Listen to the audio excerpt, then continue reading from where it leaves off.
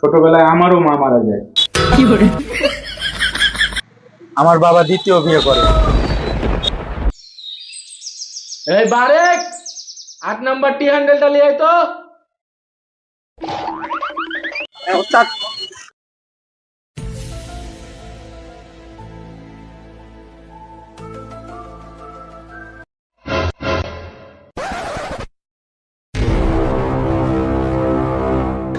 এই শোনা, তোর কি লিয়ে আনতে তুই কি লিয়ে আলি? তোকে দিয়ে তোকে তো কোনো কাজ হবে না, কোনো কাজ হবে না। এই জনি, তুই লিয়ে তো তাড়াতাড়ি লিয়ে আই। ফালতু ছেলেবেলা।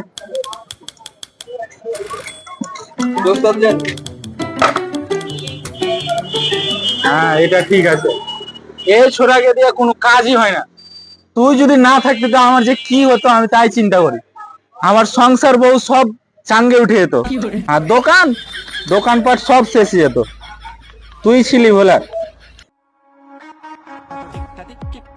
এ জনি, শোনা শোনা,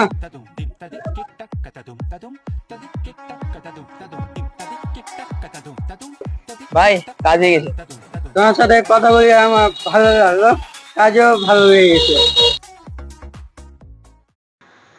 এবারে এটা একটি ঘরে ঘর দোকান লাগিয়ে দিতে হবে। ठीक है समरिया। পোকা থাকে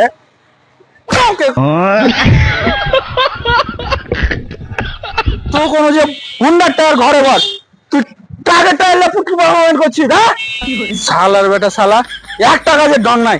এটার ভিতরে ঘর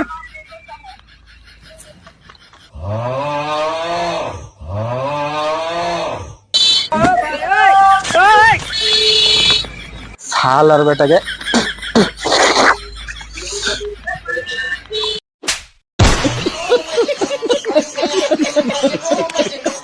শালার বেটা শালাকে দিয়ে কোনো কাজই হয় না। হাতির সমান বলে মোটর সাইকেলের টায়ার চালাতে পারে না।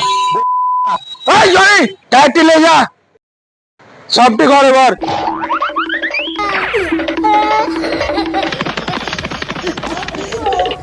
দেখ কাজ শিখ, কিছু আগে দেখা। লেলা তো লেলাই থেকে গেলি সারা জীবন।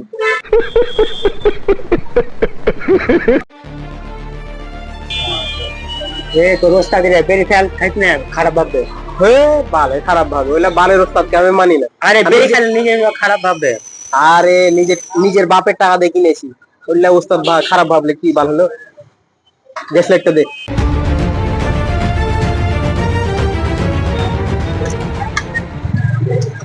ওস্তাদ চা খান। না রে, চা খাই এলাম। চ দোকান, চ তাড়াতাড়ি, দোকান খুলতে হবে। আয় আয় আয়। আর বলছো জানি, তুমি ছিলা বলে দোকানটা ঠিক আছে, নাহলে ওটা তো 1200 দরকার। তুমি আসো বলে দোকান বেঁচে আছে।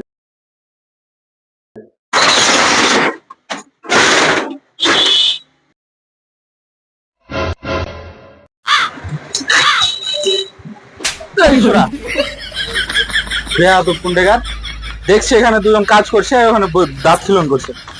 জনি, তাহলে তোর বেতন। আরে বারেক, ধর বেতন লে। আর শোন, ঈদের 3 দিন পর তুই দোকান আসবি, বুঝছিস? দেরি করবি না, দেরি করলে কিন্তু বেতন কাটবো। যা যা।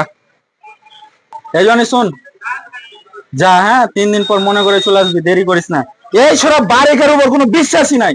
আগে কোনো 3 দিন পর দেখবি আসবে 5 দিন পর, তুই কিন্তু চলে আসিস। হ্যাঁ, এই হুসমোটার উপরে কোনো বিশ্বাস নাই। তুই যা, মনে করে চলে আসিস, সকাল সকাল দোকান খুলিস একটা।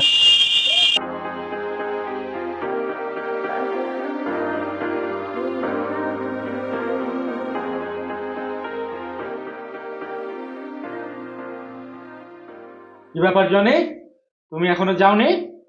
ওস্তাদ দোকানে চাবিটা দেন। চাবি? চাবি নিয়ে তুমি কি করবে আবার? আর ওস্তাদ দিতে বলছি দেন। তোমাকে তো আমি ভালো মনে করতাম, কিন্তু তোমার ভিতর ভিতর এত কিছু।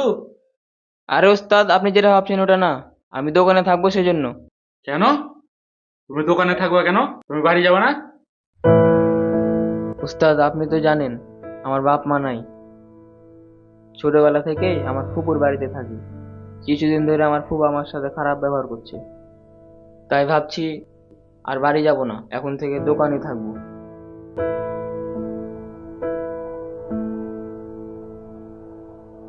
আসলে জনি, আমি তোমার দুঃখটা বুঝি। ছোটবেলায় আমারও মা মারা যায়। আমার বাবা দ্বিতীয় বিয়ে করে। ভেবেছিলাম একটা মা গেছে তো কি হয়েছে, আরেকটা নতুন মা পেলাম, সে আমায় খুব ভালোবাসবে। কিন্তু না, সে আমায় ভালোবাসেনি। সে আমার উপর অত্যাচার করেছে, আমাকে খেতে দিত না, প্রতিদিন আমাকে মারতো। এই যে প্রতিষ্ঠানটা দেখছো, এটা আমি খুব কষ্টে অল্প অল্প করে প্রতিষ্ঠিত করেছি।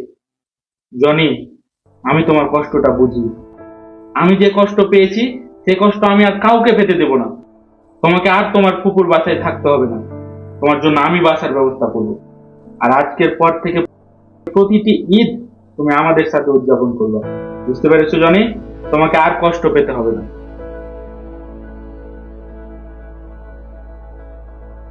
আরে ওস্তাদ, আপনি কোনো চিন্তাই করবেন না। আমি থাকতে আপনার টেনশন কিসের? আমি ঈদের 3 দিন পর এসে সকাল সকাল দোকান খুলে দেবো, কোনো চিন্তাই নাই। আপনি কোনো চিন্তা করবেন না, আপনি টেনশন ছাড়াই ঘুমাবেন।